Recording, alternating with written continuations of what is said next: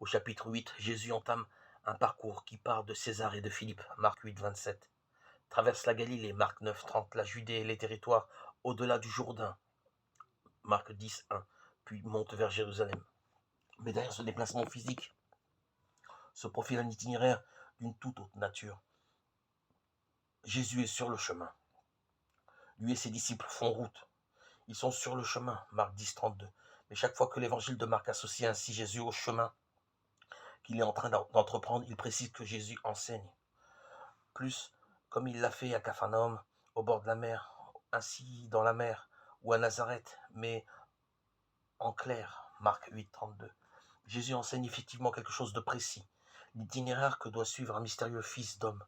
Tout commence par une difficile épreuve. Le Fils de l'homme doit beaucoup souffrir et être rejeté par les prêtres, les anciens et les scribes.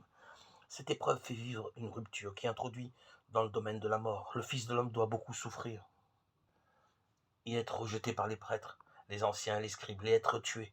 Mais l'itinéraire ne conduit pas à la mort. Ce qui le constitue comme chemin, c'est l'obligation de passer par la mort.